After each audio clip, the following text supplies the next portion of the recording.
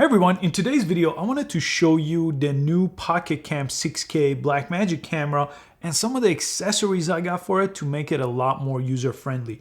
Previously, a couple months ago, I made an unboxing video and show you how to exactly set this up. But now that I've used it for a couple months, I wanted to make the updated video to show you some of these accessories and put them all together in the description below this video so you could pick up the ones you like and not have to search for all of them in different places.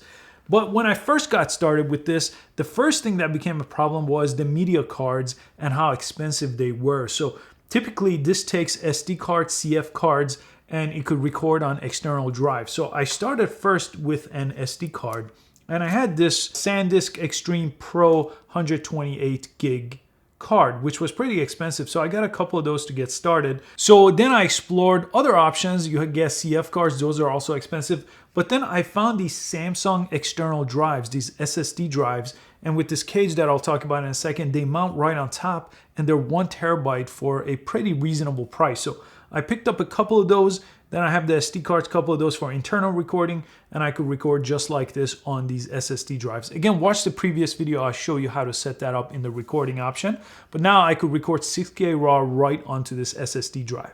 Then I had to get the cage so I could put the SSD drive right on top, as you see here. That made it a lot easier for me not to have to worry about mounting it. So this cage made it very easy. This is the Tilde Cage. The Tilde Cage just makes it very easy to handhold this, have a top handle for it, and mount this SSD drive. So that's why I got it and hooked it up this way. Then I wanted an external monitor because the one I have here, the one that comes with the camera, is basically mounted flush to the camera here. So if you're doing low angle, high angle, it becomes problematic. So I wanted something that could go on an arm here on my cage. So I picked up this little Blackmagic one. I've actually had this for a little while, but I was using it with a different rig. So I put it right here with a Noga arm. So I'll put a link to everything in the description so you can pick them up if you want to. And then the lens, my lens of choice is the Canon 24-105. This camera is already an EF mount camera. So this lens I already had, and it's a perfect fit because it has image stabilizer and it's already EF mount because it's made by Canon. So right there, that got me going. I got a Pelican vault case, a smaller vault case from Pelican that made it all easy to use. The one thing I still haven't found that I'm searching for is a better way for battery and to increasing the battery life. This camera just takes these Canon batteries. Now I've had these from my 5D days almost 10 years ago, but they're still the same for this camera, but these don't last very long. That's one of my biggest problem with this camera. After using it for a couple of months, these die after 25 minutes of recording or so. So I had to get a bunch of these batteries.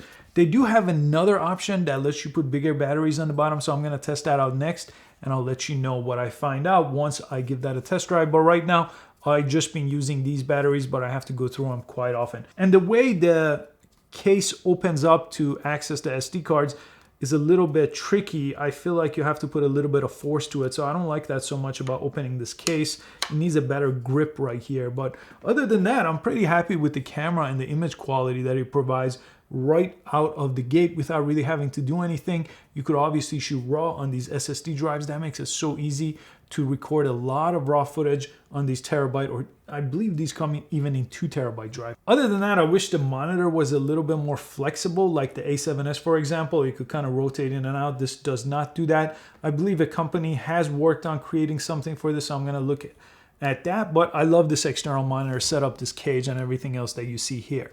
But I hope you could benefit from this video. And if you don't have this camera, I recommend renting it, checking it out. It's really, for the price of this camera, provides some really great image quality.